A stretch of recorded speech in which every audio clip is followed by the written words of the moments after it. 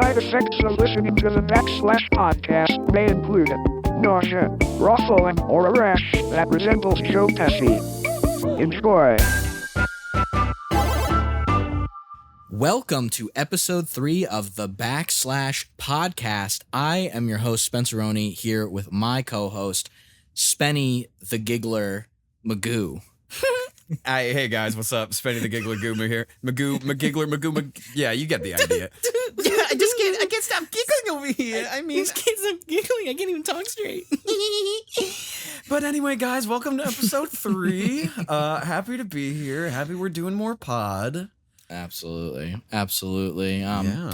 You know, we have a nice little sleepy Saturday here, energy today. So, you know, we're just kind of relaxing, vibing, and, you know, it's got kind of a sleepy energy, kind of got like a nostalgic, rainy vibe today. So Yeah. I was thinking maybe we could chat a little bit about some nostalgic topics if you were down.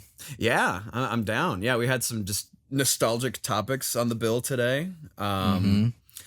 Dude, yeah, do you want to kick off the first topic? Sure, man. Yeah. So one thing I was kind of loosely chatting with you about and you know, we were kind of having some loose conversation about was, you know, we've been on YouTube for, you know, about over a year now and making content, but, you know, while we've been making content on this channel for over a year, we've both been on YouTube as viewers for, I mean, literally over 15 years at this point, if not more. Dude, yeah, whenever the site first came on, honestly, I feel like I recall watching in 2006. So I thought it'd be a really fun topic to kind of just talk about earliest memories of YouTube and kind of just classic YouTube and kind of where we fell in terms of what kind of things we were watching and you know, just early memories of the platform, because it's changed so drastically over the years, and kind of just do a little hashtag throwback Thursday to fucking classic YouTube. TBT, even though this ain't coming out on Thursday, let's look into some old ass YouTube, man. Like, it's, what were some of your favorites? Or like, what was like some of the first stuff that you were watching on there?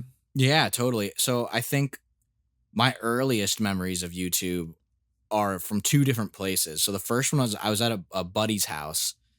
This kid that I hung out with very briefly named John, and I was at his place, and he was like, "Oh man, you got to see this. You got to see this video. It was called Food Store Wars, and it was an entire parody of Star Wars done with puppets of like different foods. So like Yoda was yogurt, there was like Ham Solo, and like Cuke Skywalker. I remember that one, and they went through like the original 3 Star Wars movies and did these kind of like more or less like condensed parodies of them. And I remember like watching it and it was really funny because I also remember too, again, for any younger viewers out there, like internet used to be way slower than it is now. Like it used to be like crazy slow. So like I remember like he was booting up the page for the video and it took like 10 to 12 minutes for like everything to like, I mean, he also wasn't in a great internet providing area, but like it took like 10 to 12 minutes for the thing to like load. And then finally, like we were doing something else and he's like, "Oh, the video's ready." And I remember like running over and then we like watched it together. Oh my God. Yeah. That's a throwback in itself. That slow internet. Taking me back there. Right? Seriously. So there was that. And then the other one was at my cousin's house and he showed me this thing and he was like, and this was the second time around where I kind of was like, "Oh yeah, I'm now like recognizing this website called YouTube. This is where I saw that Star Wars thing." Because at the time, like YouTube wasn't as synonymous as being this massive search engine platform that everyone turned to for video content. You know, there was other websites at the time. There was Newgrounds. There was not Funny Junk. I guess maybe Funny Junk was around. I don't really know. World.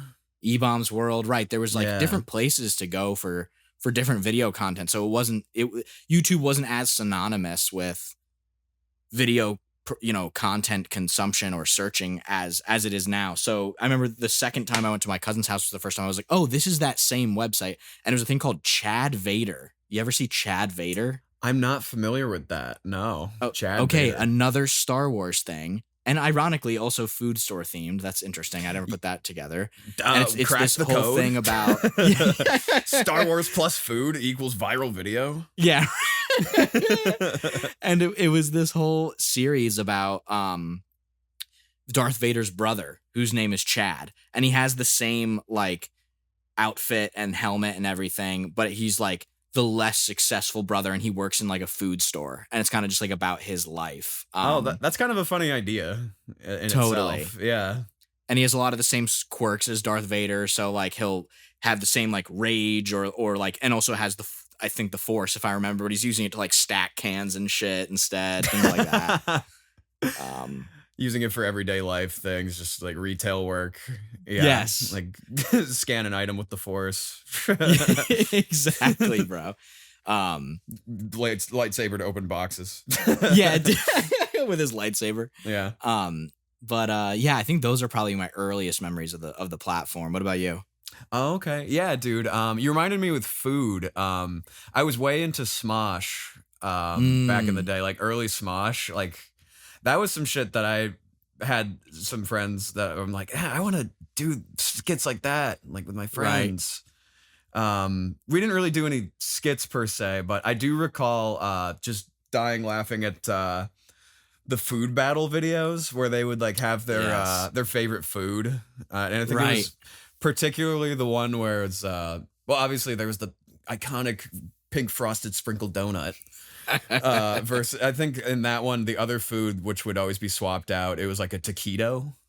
Okay, yeah, I think I remember that. Which sounds very early internet, like just like a food to throw out, like I don't know, adjacent to like taco, like pancake, waffle, like kind of random sounding. Totally, dude. Totally. But I remember just I look back at that very fondly. Yeah. I felt like I was just like, oh man, I want to do funny stuff. Like I always kind of had like an urge to want to make YouTube videos. Right. Like from then on. And then I'd be like trying to convince friends like, hey, want to make some YouTube videos? And like we'd like film some. It wouldn't really go anywhere, but like, look at us now, bro. We're doing the thing. I just like, I was saying that out loud. I'm like, oh man, that we're doing that now. Yeah, no, 1,000,000%, right? No, that is really interesting and cool. I was also very inspired by early Smosh. I remember specifically the video that I would show to everybody that I actually revisited this past year, and it's still a lot of it still holds up. Which is the one going to the mountains. You ever see that one? Going to the mountains. Yeah, it had like that whole song in the beginning. Yeah, I remember that. Yeah, that whole video, I remember that specifically just being like, oh my God, like that felt like, I think that along with watching like really old, like, AVGN videos, I feel like between the two of those, for me, it was like, oh my God, people can make internet videos that really have a level of polish and quality that feels. It was interesting because it didn't feel quite like traditional media. It still kind of had that DIY homemade feel, but like it still felt like the enjoyment and the humor of it could compete with something in like traditional media. Yeah, dude. Those early internet viral videos were really their own flavor of humor too, like stuff that you wouldn't see written on a TV show. Right. It's just like it was a new medium. It was kind of, I mean, I obviously wasn't articulating that back in the day. It was just like, oh, these are funny internet videos. But like looking back, it's kind of like, wow, yeah, that really was a different thing that was happening. And right. It was cool. Just the concept of YouTube anyone being able to upload and yeah, just like share their ideas. It's freaking cool, dude. Yeah, it's crazy. I remember too, again, going back to, early YouTube, a lot of things that people bring up a lot of topics is like, I remember pre-ad YouTube, before there was ever ads before or after videos, like at all. And then I also remember there used to be a limit, an upload limit. So like you couldn't upload a video. I think it was more than 15 minutes. It was either 10 or 15 minutes. And it was like, you can't upload videos that are any longer than that. And you had to be a certain, you had to meet, and then they had it for a while where it was like, I think you had to meet a certain subscriber count in order to upload something longer than like 15 minutes. Oh man, I forgot about that. Yeah, that was a thing, wasn't it? Crazy. Yeah. Yeah, YouTube has changed a lot over the years. I remember there was the rating system too. There you could rate something like out of stars rather than likes or dislikes. Right. Yeah. I kind of prefer the likes and dislikes. Yeah, I'm trying to think. Because they also removed the dislike button. Wasn't not too long ago. Wasn't that like 2 years ago or something? On YouTube? I'm sorry. They removed they removed the ability to see how many dislikes to a video see them. has. Yes, they did. Yeah, it's just changed, and it's interesting to go back on like the Wayback Machine or just like see old screenshots of like how the layout was too. Right, on YouTube. right. It was like the video was like a lot smaller. Like there was no like theater mode or whatever it's called. Right. Yeah, dude. Just It had a lot more of that Y2K aesthetic as well, with a lot more of like the drop shadows and like beveled edges and like that kind of old, like taking inspiration from like those old Microsoft kind of OS designs where everything kind of has like a sheen to it, almost like it's either made of like a weird plastic or like metal or something. I totally see what you mean. Yeah.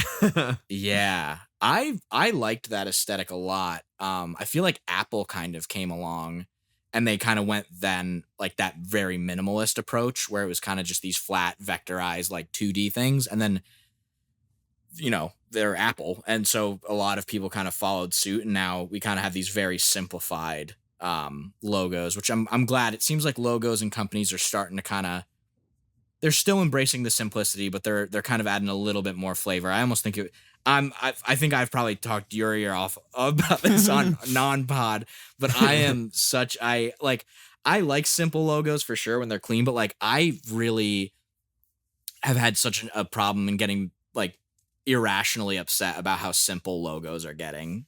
Oh, dude. Yeah, no, they are like I've seen whole compilations laid out for you like on just the changes that logos have gone through over the years. Like what are some that have gotten really simplified? Like Cartoon Network I know is just CN now, like in I don't know. Yeah, there's like the 90s had a lot more wildness to their logos, I feel. Right.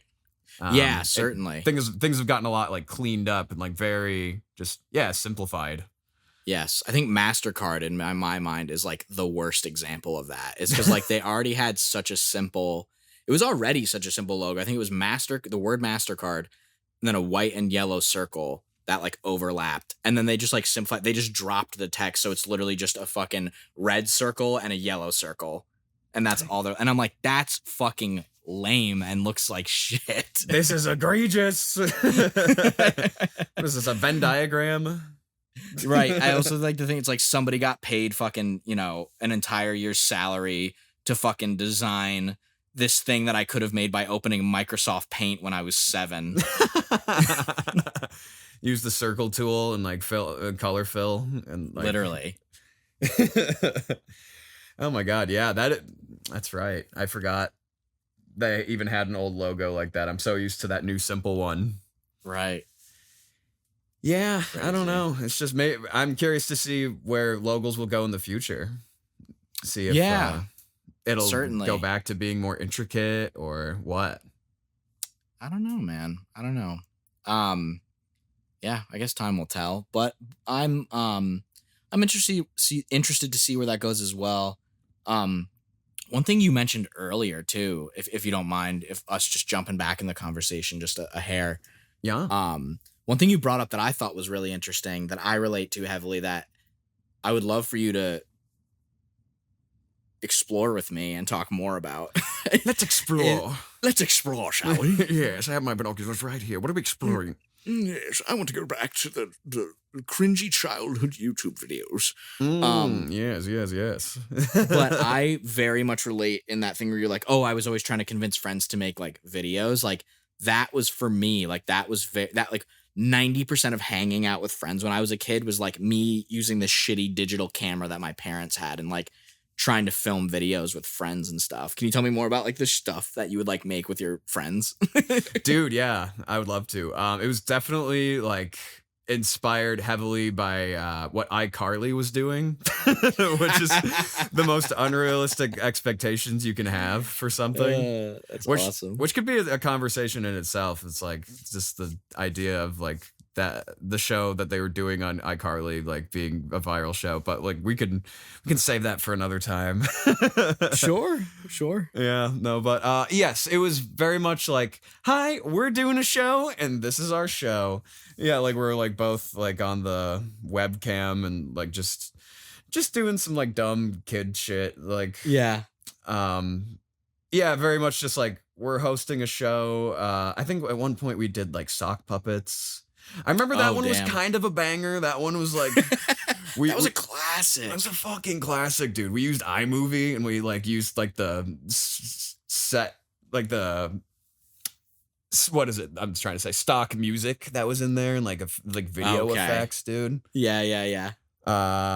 Yeah, we did like a news program.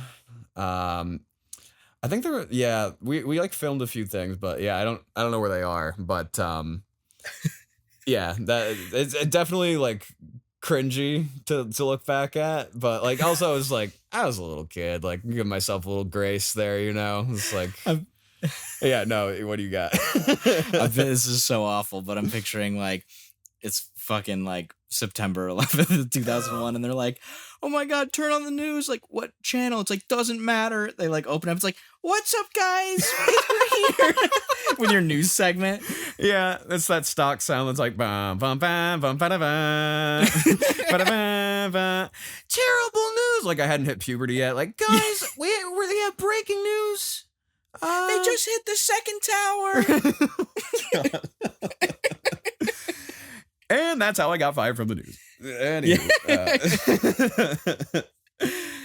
oh god, yeah. And now we got Lenny's sock puppet minute. Yeah, he's just screaming like Kermit. It's got like the strobe light effect on iMovie. Yeah. That fucking orange backdrop with like the white text that comes in with the flash. Do you know what I'm talking about? Oh yes. That's perfect, dude. Oh my god.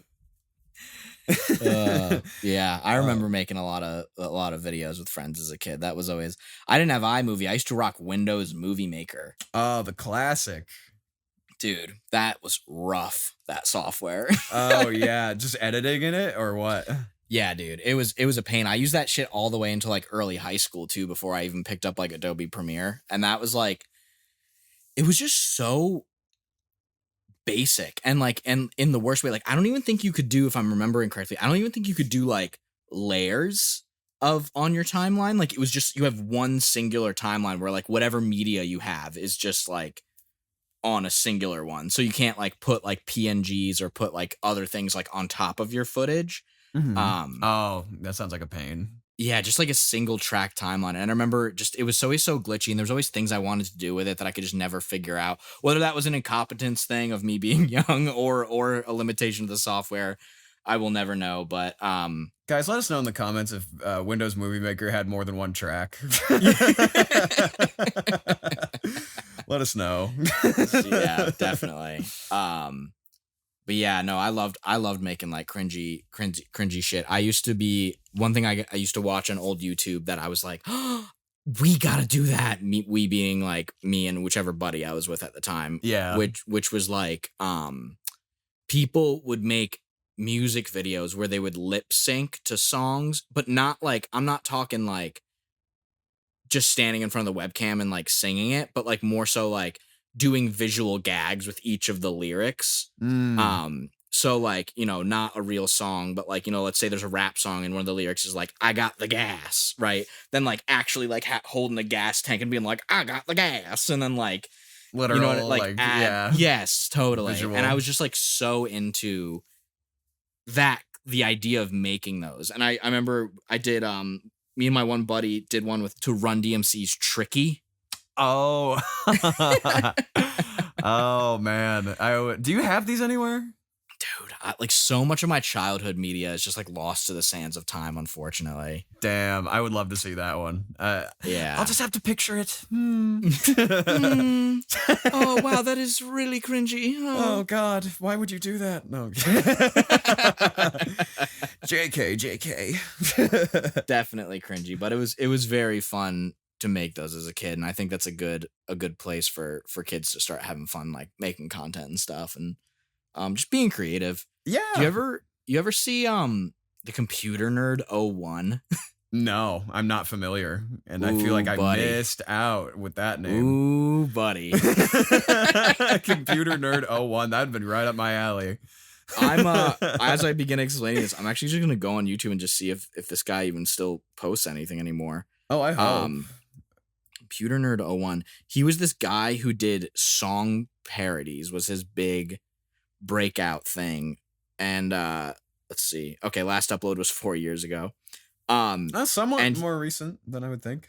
Totally, yeah. And it was just like random XD type lyrics over pop songs, basically. So like his Kesha TikTok parody was like, TikTok found a rock, gonna knock this player's socks off, gonna eat some Captain Crunch, then we'll eat his face for lunch. Like, it's like it's just like slapping anything together, no cohesive like lyrics or anything, or just totally exactly right. It's like, gonna play my DS, then gonna eat this sock, gonna go out to the backyard and I punched a rock. Like, it's like oh man, I missed out. I'm gonna have to go on a whole deep dive, man. Yeah. Computer but I remember 01. watching that shit when I was younger and being like, oh, this is gold. This is what I need to be doing. Dude, literally. Did you watch Fred? Dude, yeah. I was very much like, oh, this is popular right now. Like, this is the way to be on YouTube. And I definitely did enjoy it to some degree. Oh, yeah. For a minute.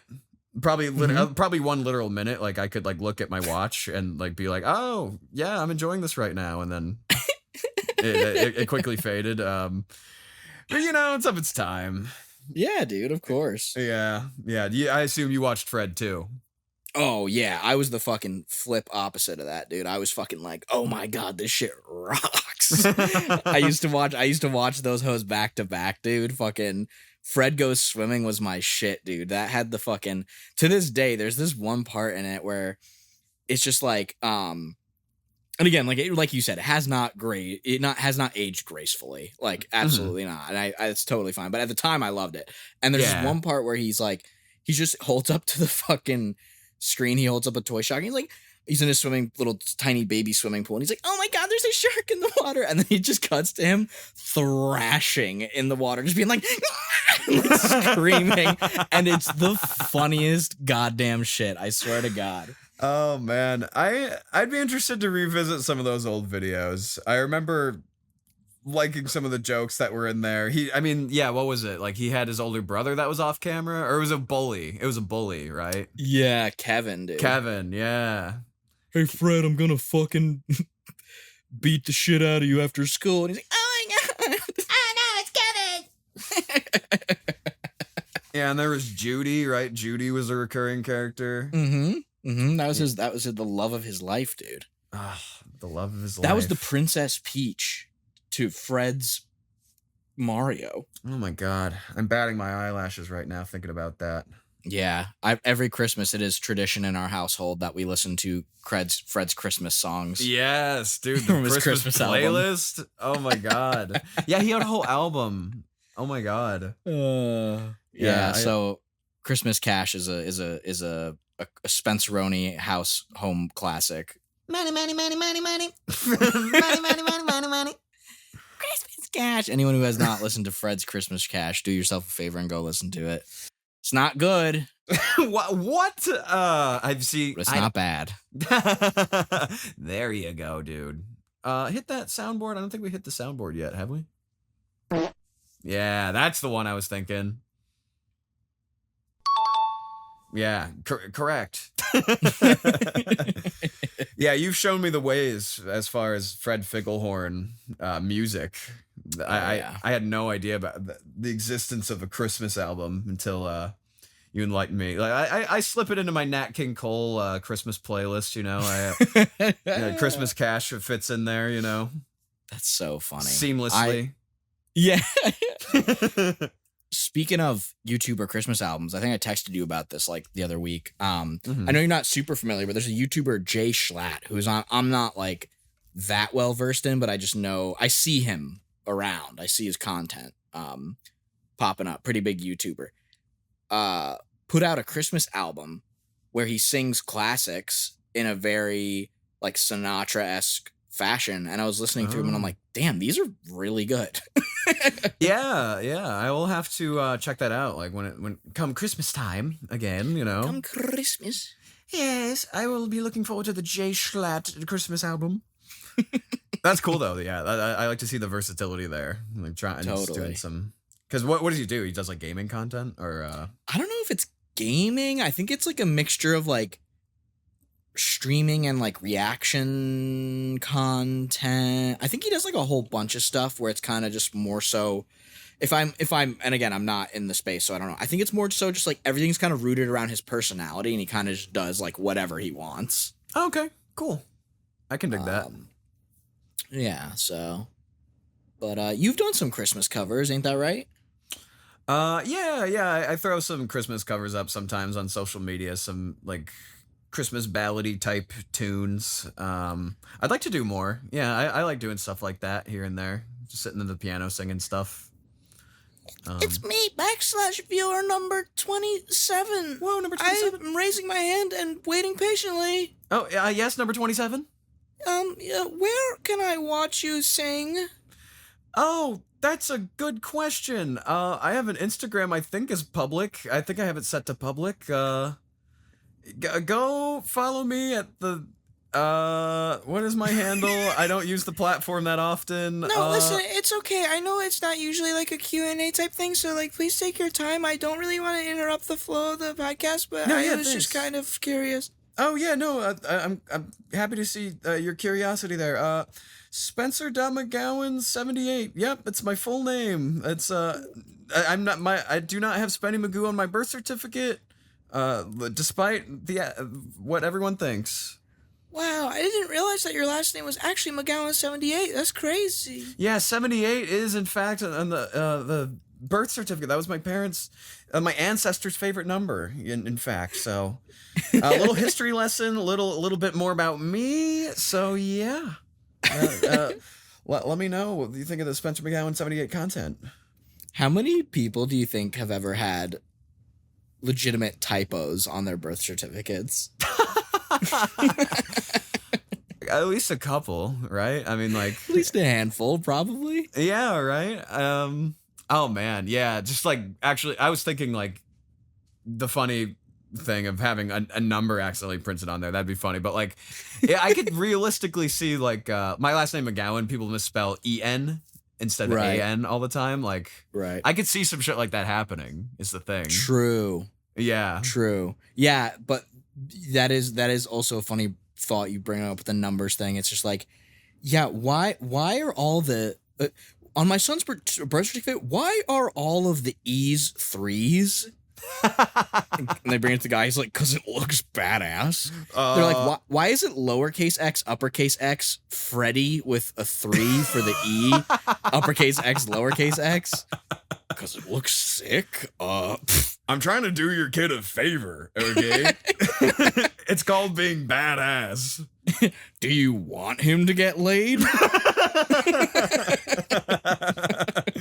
You know what? You're right. Up top. Yeah. Walks back in to the mother. So what did he say? He's like, I got it fixed. No worries. It's all taken care of. I like to think they're doing roll call at attendance at school, and it's like they all the teachers mispronounce his name. They like, do we have XX Fred 3DXX here? Like, they always do. It's just Freddy. It's just Freddy. Or the kids do the annoying thing that used to make me cringe as a kid, where like the whole class will be like, Freddie. And it's like she doesn't know. Guys, give the teacher some grace. She doesn't know. This is a new class. It's a sub. Yeah. How would she have known that prior? That's funny. Yeah, just having sympathy as like a third grader. I remember that shit. Yeah. Like there'd be, it'd be like a name maybe that's not as common. And they would try to, for example, if it was like, like Zaquan was the name of a kid I remember in my grade, and like they would always be like Zaquan, and kids would be like Zaquan, and it's like, dude, she doesn't know. That was always a pet peeve of mine, man, is like people acting like, oh, you don't know that? You don't know that piece of information that is very specific? Like, why would I have known that prior? Yeah. It's like, get off your high horse. Don't trip on your way down from the stratosphere, all right? Your soapbox in the sky, you piece of shit.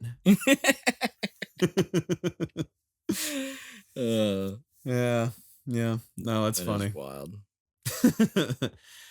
Dude, shall we move on to the second topic that we have? Oh, sure. Yeah. So first, we talked YouTube experiences with the platform. We've also been to some concerts, some music concerts. Oh, yes. Maybe some firsts there. Like, what was your first concert that you ever went to? First concert I actually ever went to was the Backstreet Boys. Oh yeah, you got to see the Backstreet Boys live, dude? Yeah, I was 4. And I have 2 older sisters, and it was my oldest sister's birthday, and all of her friends. My mom took all her and her friends, and then my other sister and me to go see the Backstreet Boys live. And I remember. Actually, I don't remember if let me know if I've told you this, off pod or off mic or whatever you want to call it. But I had a really recent revelation actually relating to this concert. Which was my mom had like a craft station for all of us set up for everyone who was going, and it was like, oh, you can make like your own sign. Make your own sign. Here's glitter. Here's glue. Here's crayons, markers. Make a sign to bring to the show, and so we all made signs, myself included, and I remember I was like, Nick is my favorite Backstreet Boy. So I made a sign that was like, Nick is my favorite. I do not think I've heard this story. And so we're walking into the giant, concert hall. I was 4. I don't remember where it was. And whatever the venue is, we're walking into the venue.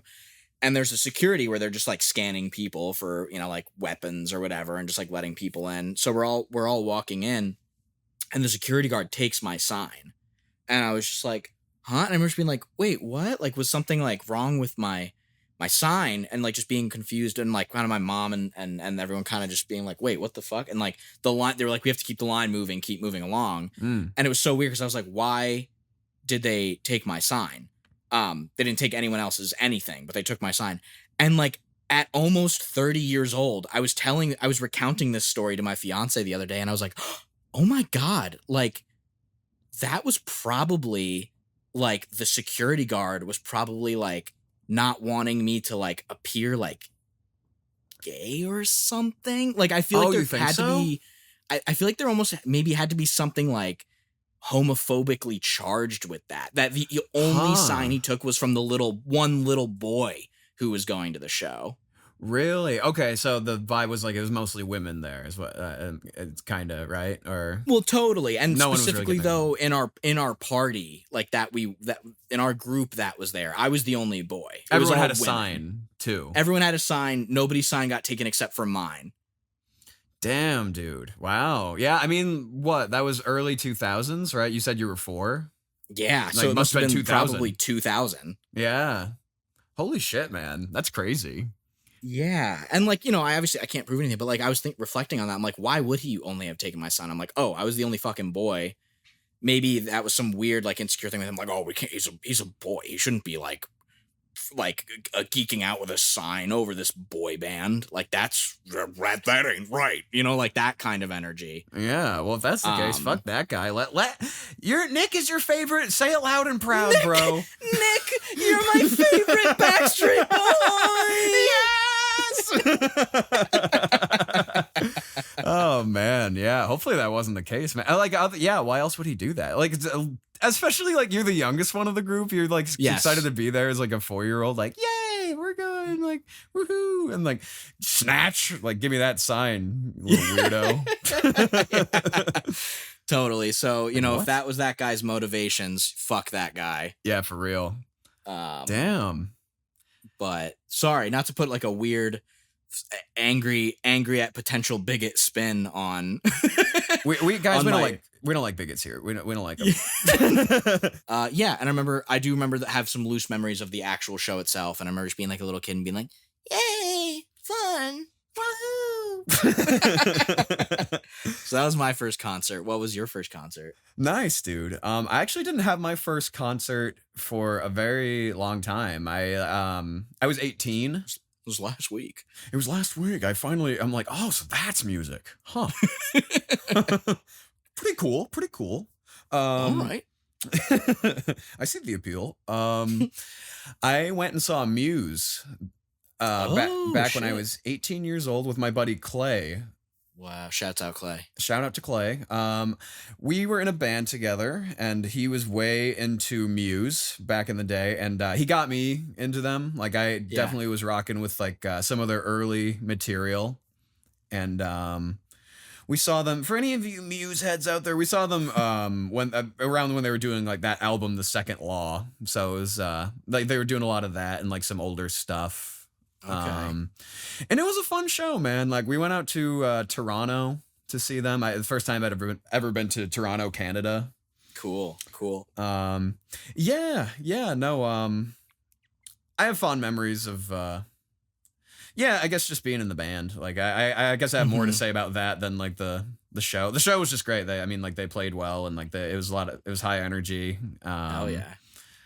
There's one song in there that this can be so hyper specific, but like maybe you guys can go check out the song and like see what I mean. But like, I always had a joke like it starts off it almost reminds me of Disney in my mind, I guess. Like the song, like the way he starts off very like dramatic, like I think the lyric is like, when darkness falls, and like I'm always like, dude, don't you think of like cartoon mice like fainting like whenever he like sings that? It's just like some shit like swooning. I don't know. Yeah, that's so funny. I'll have to listen to that. Yeah, that's so fucking specific. That's where my brain goes, guys. I'll picture you as a Disney villain. Yeah, perfect, dude. Yeah, that'll give you the visual you need. That'll tell you all you need to know. But yeah, dude. Yeah, they played that live, and we were both like cartoon mice, right? I'm like, yep. Yeah, that was a good time though. It was a good first concert. It wasn't like crazy close to the show, but like it was just cool to be there. It was like we weren't like in the fucking pit. It was like a big stadium show, but yeah, freaking sick, cool. Bro. Yeah. That is really cool. What's the best concert you've ever seen? Forget first. Okay. Best concert. What's the or let me also rephrase that. We can also change that question to what's the best like live music performance you've been to? Because like it could have also been at like a local venue, and it was, you know, you might not necessarily call it like a concert. Like maybe you could have watched a band play at a bar or something. You know what I mean? Yeah, dude. I'm trying to think. I'm like racking my brain for all the live music that I've seen. Something that comes to mind, I don't know if it's like the best ever, but like as far as like technically proficient, like really good, like well played music. Yeah. I saw the band Polyphia open for it's a like post-hardcore band called Dance Gavin Dance. I think I've talked to you. Yes. Like they were great too. Yeah, they were. Everyone playing there that night was great. Like I had a friend that was really into that music, and I've gotten a taste for some more hardcore stuff. I think is pretty cool. Yeah. I just like the intricate songwriting there. I think it's pretty interesting to listen to. But yeah, like just talking about Polyphia though, like they were an opener, and I was like, oh shit, I'm gonna get to see Polyphia. That's sick. Like Wow. yeah, like just crazy to see them do that stuff live. Like crazy guitar work. Totally. Yeah. Yeah, they're wild, man. That is really cool. Probably seeing, obviously, the I feel like more or less the face of the band or the iconic guys is Tim Henson, right? But Mhm. all of them in that band are crazy good. I bet that was a really cool watch. Yeah, it was cool to be there. I'm like, oh damn, yeah, and then seeing these songs live, the energy was there. Yeah, actually in the crowd for that one. I'm Right. not a mosh pit guy, but I like to, I'll fist bump, I'll throw my hands in the air, some shit like that. Like, I just don't care. Yeah, I don't freaking care. I'm seeing Polyphia. Yeah, man. So definitely really good performance that I've seen. It's hard for me Nice. to claim like a favorite at all time, but Sure. yeah. How about you? Do you have any on mind? Yeah, I think so. I think one of the best shows that I've ever seen was actually, was it 2 years ago now?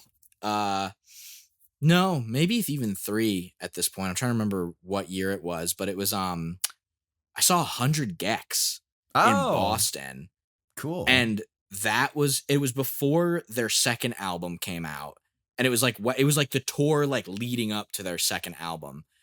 So like they were playing new songs off the album that no one had really heard yet, as well as like stuff from their first album. And when I tell you, like, I was so blown away because I'm very used to watching performances, where it's bands on stage with, their instruments and they're doing their thing, and that's great, and I love and enjoy that. But this is the entire set design of the entire stage. It's literally just an empty stage with giant like speakers, like you would see at a music producer's desk. They're almost looking like giant like Yamaha, for any fucking nerds out there, like giant Yamaha like HS8 speakers that are like, 20 feet tall, maybe a little bit less. No, I don't know. They're massive. It's just two giant speakers on the stage, and then it's just the two of them. It's just the two of them, each with a microphone in their hand. And then they have like a little like laptop off to the side that's just like running Logic for them to like cue the songs on and like run their vocal chains through with like their auto-tune and shit. But when I tell you that the energy at this show was unfucking real, dude. Like they ended up playing their song oh wait, wow, what the fuck? Fake fan. Why am I blanking on the name of it? You never really know. No. Yeah. Whatever. They played this. Why am I fucking blanking it? Sorry. No, it happens, Sorry. man. I'm ruining the momentum of the podcast. 1 second. No, if it makes you feel any better, I couldn't think of the name of that cartoon mice Muse song that I couldn't. Yeah. Yeah, right. I couldn't tell the name. Oh, Me is the name of the song. Oh, okay. They had played the Me, and like literally like, because it was a new song that no one had really even heard yet at this point. When I tell you, by the end of it, everyone in the crowd was jumping and singing the hook along like from like hearing it the first time. It was just unfucking real. And then like they did a couple songs where they brought out like an acoustic guitar and like sang with acoustic guitars and shit. But it was just like, I was blown away how simple the setup was, but how effective it was. I think that was one of the best shows that I had ever seen. Yeah, Logic and some giant speakers, and just like the energy was there. Like, dude, that's awesome. Yeah, you've had me take a look into that world of hyperpop, right? Yeah, hyperpop. It's cool. Yeah, it's definitely its own thing, like that specific mood. I like it. That must have been really fun live, I can imagine. Crazy fun. Yeah. I went with my fiance. We're both big 100 Gex fans. That's like the white noise, I feel like, of our apartment. If we ever have music on, that's in very regular rotation. So speaking of that, do you have any music recommendations of the week, bro? Oh, dude. Why don't we stick with you could do whatever you want, but I'm gonna stick with I'm gonna do like a Muse recommendation, like just like a Muse track that I like. This was actually one that like I briefly mentioned that I was in a band with my buddy who I went to the show with. They had me audition with a Muse song. So no way. Yeah. So I always think of it fondly. It's got Time Is Running Out. Okay. It's got a cool bass line, a fun one for sure. Yeah. Yeah, no, I guess that'll be my pick right there. That'd be my pick of the week. Oh yeah, dude, you got one? Oh yeah, baby. Yeah, I'm looking at my likes right now. I would say I think I'll recommend. There's a song called "Untouchable" by Gollum with 2 M's. That's been really fun. It's very like it's not drum and bass. It's because I think it's like 4. It's got like a kick pattern. It's like 4 on the floor. I don't think it's drum and bass, but it's this very up tempo tune that reminds me of something similar to either like Super Monkey Ball soundtrack or like Jet Set Radio vibes. Okay. And it's very, in like a good way, it's very like compressed and has like a really bouncy and kind of crunchy feel to it, and it just feels very like Y2K, like skatery, interesting. It's got a cool aesthetic and it's a cool vibe, and it's just a good jam to pump you up when you're ready to like tackle something. I'll put that on to kind of boost my mood and get the energy pumping a little. I'm in. That sounds great. What do you say? Like, is that episode 3 right there? Right then and there, dude? I think we just wrapped a fucking bow on it, guys. Thank you for tuning in to episode 3 of the pod. If you haven't already, if you enjoy the pod, make sure to check out our other content. And, if like and subscribe always helps. If you, always helps if you the got channel. If you got any recommendations or want to answer any of the questions that we, brought up in this question, in podcast, whether that's, YouTube memories, concert memories, or your own music recommendations, feel free to throw them down in the comments, and we would love to check them out. Yeah, yes, please do. We'd love to hear from you. Absolutely. So until next time, Spenceroni signing off. Spenny Magoo here. Catch you later. Bing, ding, ding, ding, ding, ding.